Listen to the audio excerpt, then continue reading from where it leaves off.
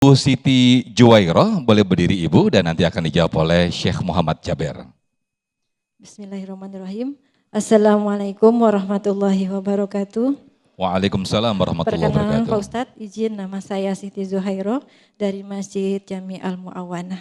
Izin Pak Ustadz bertanya, apakah sholat kita sah jika pikiran kita melayang? Jadi ketika kita setelah takbir, tiba-tiba pikiran kita sudah nggak khusyuk lagi Pak Ustadz. Apa sholat kita sah atau tidak? Terima kasih. Setelah takbir apa? Setelah kita Allahu Akbar, pikiran kita sudah melayang. Sudah kemana-mana begitu kemana-mana pikirannya. Jadi masih ada hubungannya dengan pertanyaan Pak Haryadiri tadi ya, bagaimana untuk menjaga kekhusyuan sholat.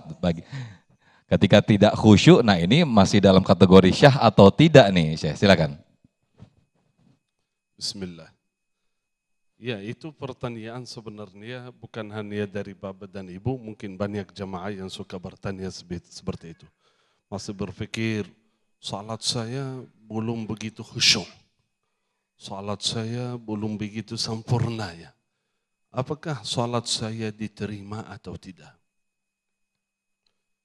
Yang saya harap, saya mohon Bapak Ibu, kita belajari salat dulu. Cara salat yang sah, rukun dan wajib. Ya. Kita menjaga salat.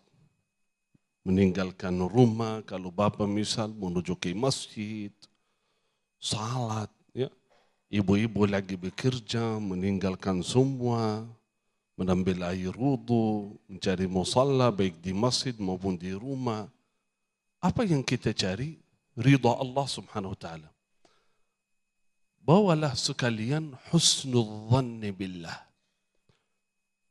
Bahwa saya seorang hamba yang dhaif, yang lemah, yang masih berusaha menjaga salat, ya, buktinya saya tinggalkan kerja, tinggalkan rumah, tinggalkan tempat tidur, saya meluangkan waktu salat.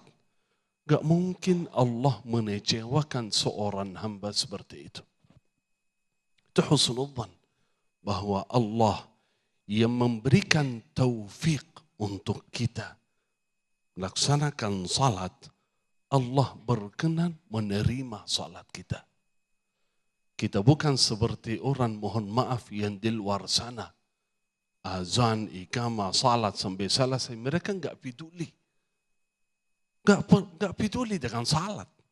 Dengar azan, enggak salat, enggak peduli. Kita berusaha, walaupun masih banyak kekurangan. Masih banyak kesalahan, tapi kami berusaha memperbaiki diri, memperbaiki salat. Gak mungkin Allah mengecewakan seorang hamba seperti itu. Karena itu bahwa husnul dhan.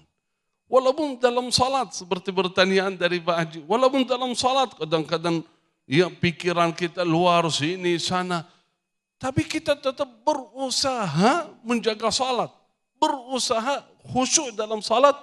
Insya Allah yakin Allah terima salat kita. Karena itu setelah salat kita mengucapkan apa? Setelah salat, Assalamualaikum warahmatullahi wabarakatuh. Assalamualaikum warahmatullahi wabarakatuh. Astaghfirullah. Astaghfirullah. Astaghfirullah. Itu istighfar. Biasanya yang baca istighfar ketika orang lakukan salah, kok astaghfirullah, jangan begitu, betul enggak? Kok setelah melakukan salat diperintahkan istighfar dulu. Ya Allah, mohon ampunilah kesalahanku. Kalau dalam salat masih ada yang kurang, ada yang salah, ya Allah tutupilah kekurangan kami. Maafkan kesalahan kami. Yakin, seorang yang lihat jamnya, sudah masuk waktu salat belum, meluangkan waktu datang ke masjid atau di rumah salat, gak mungkin Allah mengecewakan dia.